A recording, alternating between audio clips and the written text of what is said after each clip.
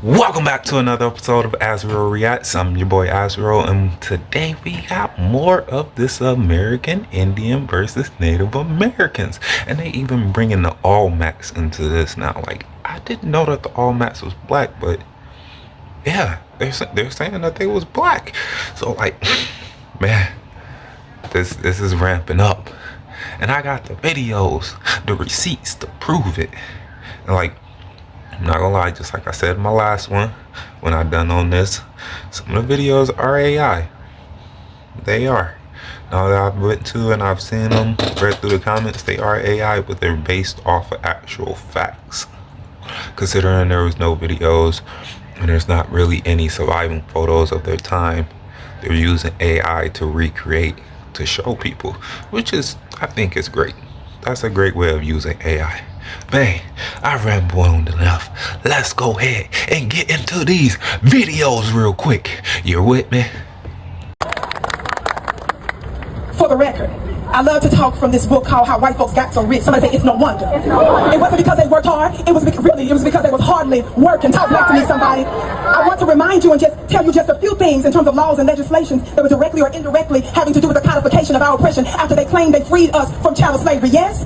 Just a few of those things is what they call this Indian land grab that directly and indirectly affects us. In fact, the great Dr. Clark Anderson reminded us what? He said that those Indian, the Indian laws and treaties, actually they're provisions for black folks too. He told us there was such things as $5 Indians, right? Where white folks was paying $5 so that they could get the benefits that was actually meant for some of us. Some of the original Indians are what? Black folks, and there was a provision for us. He told us in his powerful books that not only that it was the Indians themselves, the $5 ones and the otherwise, that were actually enslavers. They were the ones that was catching us. We were told that the U.S. government gave them money and resources to pay us and to free us, and even they refused, so they owe us too. And then I had a meeting just a couple of months ago with presidential candidate Robert F. Kennedy. Your Honor, the prosecution claims millions of enslaved Africans were shipped into America. We say that's a mathematical lie. Today we submit Exhibit M, Part 1, the manifest mismatch. Let's get to the numbers. From 1525 to 1866, roughly 12.5 million Africans were shipped out of West Africa. But guess how many were brought to what's now the U.S.? Only about 300,000 to 400,000. So, where'd the rest of our ancestors come from? Because the math don't math. What they won't tell you is this. Spanish, Portuguese, and British records show millions of indigenous people being exported out of the Americas, starting in the early 1500s. Not imported, exported. Receipts for the court. William D. Phillips. Slavery from Roman times to the early Atlantic trade. Between 1492 and 1600, hundreds of thousands of indigenous Americans were enslaved and transported to Europe, Africa, and across the Caribbean. Alan Gallay, The Indian Slave Trade. By the early 1700s, more Native Americans had been enslaved and shipped out of the Americas than Africans brought in. Slave Voyages database shows only about 388,000 Africans brought to the U.S. Most went to Brazil and the Caribbean. Primary shipping logs and manifests. Indigenous captives were labeled as Caribs, Indios, Mulattoes, deliberately hiding their true tribal names. This was the cover-up. Call the natives Negro, ship them off the land, import a small number from Africa, then flip the narrative so no one remembers who was already here. They didn't ship us in by the millions. They shipped us out. Because the real crime wasn't just slavery. It was erasure. Hit that plus button so you can follow the case. Because that great migration story, yeah, it didn't start in Africa, Your Honor. They told us America was built by African slaves. But what they won't say is, it was built by exporting indigenous people. From 1500 to 1700, entire tribal nations were captured and shipped to Europe, North Africa, and the Caribbean. Indigenous Americans were the first export out of this land. By the 1700s, more Native Americans had been enslaved and exported than Africans brought in. This wasn't just slavery. This was human trafficking, legal under Spanish, British, and Portuguese law. Branded, sold, shipped, forgotten. The enslavement of natives helped fund Europe's expansion. One Indian slave in Havana was worth more than a horse. We didn't arrive on ships, we were taken on ships. Europe got rich exporting our blood, America got quiet, and history got rewritten. But today, we're correcting the record. Hit that plus button so you can follow the case. The export receipts ain't done yet. Your Honor, They didn't just erase our names, they erased our tongues. In Indian boarding school and on southern plantations, our ancestors were beaten, whipped, and shamed for speaking their own language. Whether it was Cherokee or Yoruba, Muskoke or Bantu, it was forbidden. The goal was assimilation by erasure. You speak English now, or you bleed. They didn't want us to understand each other, or organize, or remember who we really were. By the third generation, children were being born with no connection to their original tongue, no cradle songs, no prayers, no tribal words, just slave names and broken dialects. And when we asked, "What tribe are we from?" the answer came back empty, because they had papered over our identity and silenced our language. This wasn't forgetfulness. This was linguistic genocide, punishable, enforced, documented. Even today, they say we ain't native because we don't speak the tongue, but they the ones who ripped it from our mouths. Your Honor, Exhibit Part 4 proves they didn't just attack the body, they attacked the voice. And if you can't speak who you are, you become what they say you are. Hit that plus button so you can follow the case, because the cover-up runs deep. Your Honor, this is Exhibit F, Part 3, Rituals, Records, and Rewriting. If the land was ours and the crops were ours, then let's talk about the rituals, the records, the culture, because they stole those too. Before Giza had stone pyramids, we had earth pyramids, lined up with Orion. We buried our dead facing the rising sun. We built mounds that tracked the stars like a cosmic clock. We worshiped the sun, the river, the cycles. They say that came from Egypt? Nah, it was already flowing through Mississippi, Tennessee, Georgia, long before they renamed anything. Then they showed up. Missionaries, surveyors, colonizers. They destroyed the mounds, renamed the towns, and rewrote the origin story to fit their image. Next thing you know, Egypt's across the ocean, Zion's in the Middle East, and we're left wondering where our history went. But the river still speaks, the stars still align, and the rituals still echo from our bones. Hit that plus button so you can follow the case, because the truth didn't die. They just renamed it. Your Honor, we'd like to call a witness back to the stand. This man right here, Robert Finley, founder of the American Colonization Society, the man who drew up a blueprint to erase us, legally, politically, and permanently. They told folks it was about helping us leave. They said, send the free Negroes to Africa, because if they stay here, they might claim something. Land, power, identity. Presidents backed it. Congress funded it. This wasn't a backroom plan. This was national policy, $100,000 in federal funding, just to ship us out. Even the abolitionists called it out. Garrison said the ACS was no charity. It was white supremacy in a black robe. And our people? We said hell no. Paul Cuff, James Fortin, they knew this land was ours. They weren't buying the dream. They saw the scheme. They didn't send us home. They dropped us off in unfamiliar land, started a new colony, and left us to survive with no roots. Your Honor, they didn't just ship bodies, they shipped away the truth. Hit that plus button so you can follow the case. We're not done yet. The jury's still listening. Your Honor, after they couldn't ship us out, they reached for the next weapon, the pen. We're not done with Finley yet, because the lies didn't stop at the port. They just moved to the paperwork. These weren't Africans. These were indigenous families, documented, rooted, homegrown. Even the ACS knew the truth, but instead of protecting it, they passed the info off to the next assassin, the Bureau of Vital Statistics. Plecker took the baton. He used Finley's groundwork, the exports, the records, the registries, to erase us legally. By 1940, they flipped so many families. Indian was nearly wiped off the census.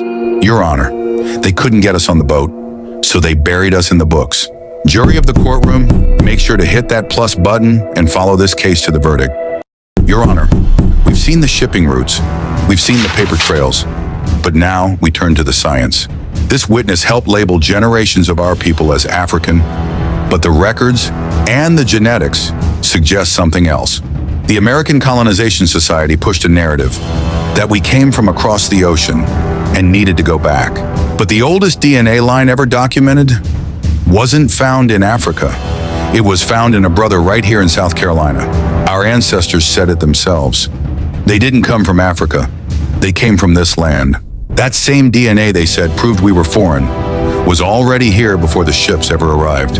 Your Honor, this was never just about science. It was about controlling the story. Your Honor, we present Exhibit H, Part 2, Trade Timeline Tampering. Mainstream historians claim crops like maize, peanuts, cassava, and tobacco arrived in Africa after Columbus. But that claim doesn't hold up in court.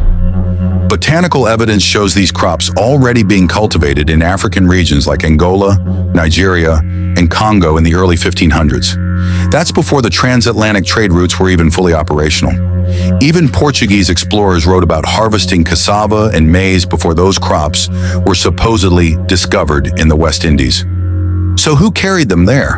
And how did they grow that fast across an entire continent? There's only one conclusion, Your Honor. These crops didn't travel by accident. They were already part of the indigenous export system. This was reverse trade. So make sure to hit that plus button so you can follow the case, because the timeline is lying and the crops are testifying. Your Honor, today we expose how the legal system assisted in wiping indigenous identity off the record, even when the truth was staring them in the face.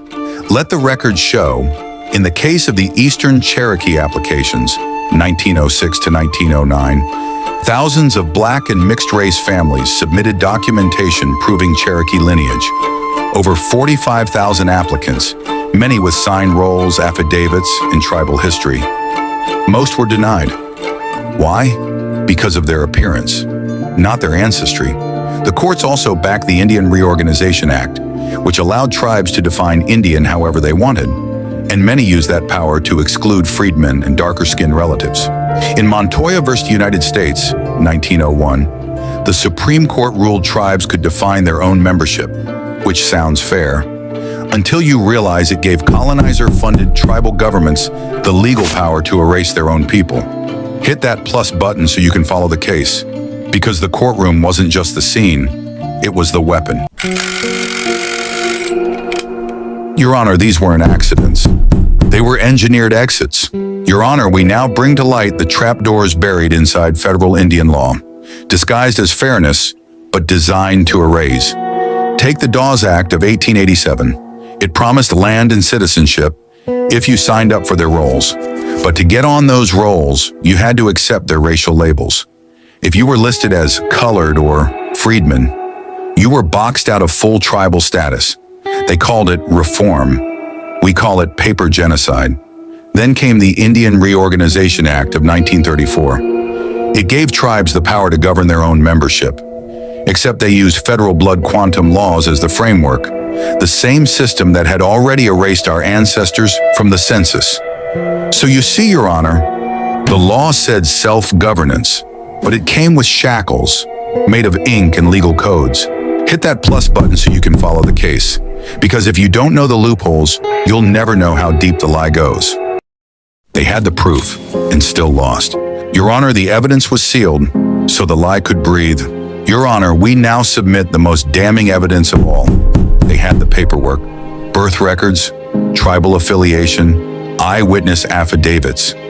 But every time our people walked into court with receipts, those receipts were dismissed, sealed, or lost. In the 1906 to 1909 Eastern Cherokee claims, tens of thousands were denied, even with Cherokee ancestry, even when their names were on pre-treaty rolls. Why? Because they looked too black. In the Freedmen versus Cherokee Nation cases, U.S. courts admitted the Dawes rolls were flawed, but still upheld them, because changing them would open the floodgates. Translation: too many of us had proof, and when cases couldn't be won, they were buried, evidence sealed, records vanished, histories erased to protect a fragile narrative. Hit that plus button so you can follow the case, because they didn't lose their identity. It was taken, stamped, confidential, and locked in a drawer. These weren't rumors, they were shipping orders. Let the record show, the logs don't lie. Your Honor, the defense calls to the stand the ship logs. We're talking receipts from the Spanish Crown's own records. From as early as 1495, slave ships departed from the West Indies carrying indigenous children labeled as servants, pagans, or spoils of war. In 1501, Queen Isabella authorized the enslavement of non-Christian natives. Who do you think that targeted? In Puerto Rico, Cuba, and the Yucatan, Spanish priests documented children taken during raids, especially those under 13. Easier to convert, they said. One ship's manifest from 1514 lists over 200 young Indians exported to Seville. They were loaded like cargo, no names, just ages, weights, and numbers. And they called this civilization. Let it be known, this wasn't rescue, this was ransom. So make sure to hit that plus button so you can follow the case, because history left receipts, and they're docked in Seville. Your Honor, we now introduce auction records from Spain and Portugal. Receipts showing indigenous children sold like cattle. 11509 logbook from Seville lists 4 Indian children, 2 female, 2 male, ages 6 to 11 sold to noble families under the label training for servitude. But don't let the language fool you. These were auctions, with bidding, with pricing tiers based on skin tone, age, and physical strength. Eyewitness accounts from Spanish merchants describe markets in Lisbon, Valencia, and Barcelona filled with native children from the West. This ain't just exploitation. It's an economic system built on indigenous flesh. And let's be clear, this was all before the first enslaved African arrived in Virginia. Let that timeline slap the jury awake. Hit that plus button so you can follow the case. Because if our babies were price tagged before Jamestown, then the whole damn narrative is on trial. Man, get in here, get in here, get in here, get in here. This is about to be one of the most interesting posts I ever done. Because it killed 2 birds with 1 stone. Now, I got a court case that classified him as an Indian, and he never was.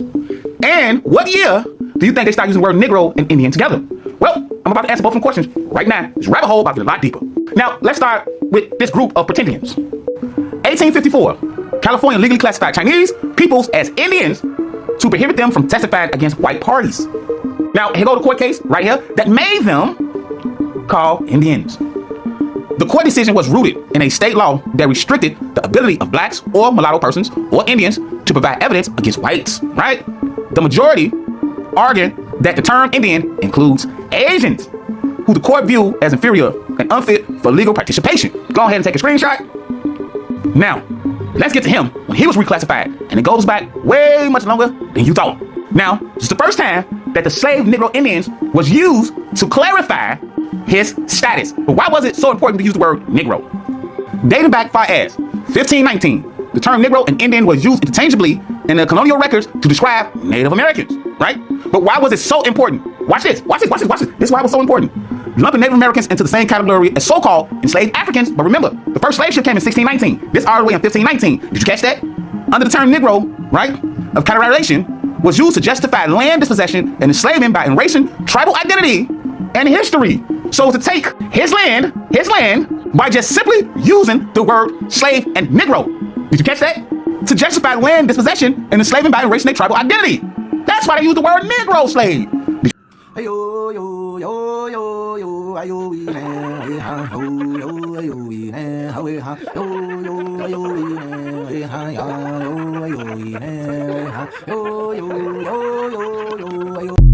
Now, when these great blackheads were first found in 1862, the Mexican, the European, and the American archaeologists said, well, these were just happened to be slaves who were blown overseas and they made statues of them. But yet the local people there, the native people, referred to those as black kings, sometimes as African kings. Also, if you have a slave, you're not going to create this huge, magnificent monument to someone that's the lowest part of society. You only create giant monuments to your most important people in society. On top of that, all of these great heads that were found were not just laying out in the open. They had been ritually buried with reverence, which means that they probably were great monuments at one time, and that there was a period of mourning, and then they were ritually buried, so that you interred the greatness of this person. To give you an idea how magnificent these stone heads are, I should mention one thing before I forget too. The archaeologists say, oh no, they don't represent black Americans or black Africans at all. They represent a kind of Indians. But they resemble, as you'll see in the slides here tonight, nothing resembling Native American Indians. On top of that, they are all crafted out of black basalt. In other words, the basalt was chosen specifically to represent a black person, someone with black skin. To the so-called Mexican nationalist who ignorantly spews racism toward foundational black Americans, let me educate you. You are not the indigenous authority of these lands. You are a mestizo, a mixed descendant of European colonizers and the enslaved and indigenous peoples they oppressed. That term you proudly wave without understanding, it literally means mixed. A product of Spanish rape and forced assimilation. Before you insult us, remember this. Many of your great-great-great-grandmothers were black women, foundational black Americans, stolen, bred, and absorbed into your bloodline during the brutal colonial caste system of New Spain. Our people were here long before your last name ended in "ez." We were autochthonous to the Americas, the Mound Builders, the Mississippians, the Olmec, the first and the forgotten.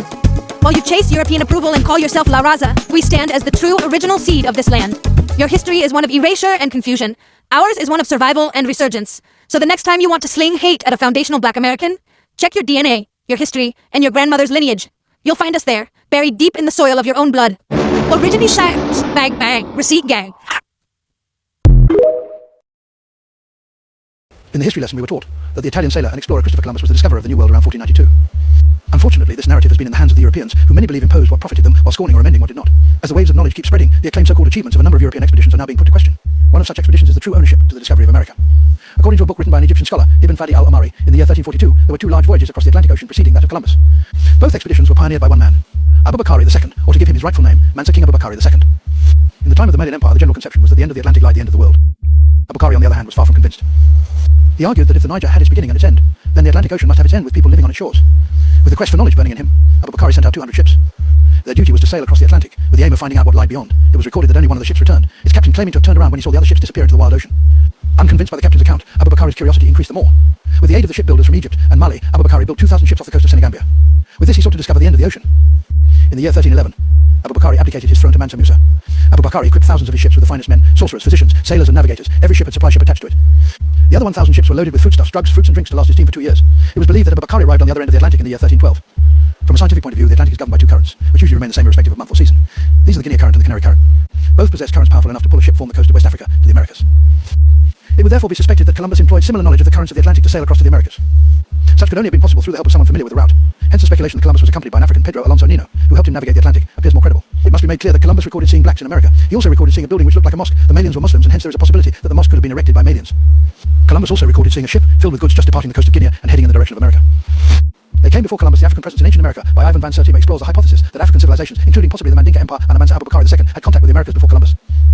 The book emphasizes the Olmec civilization in ancient Mexico, known for its enigmatic stone heads dating from 1200 BC to 400 BC, which Van Sertima contends exhibit features reminiscent of African facial characteristics.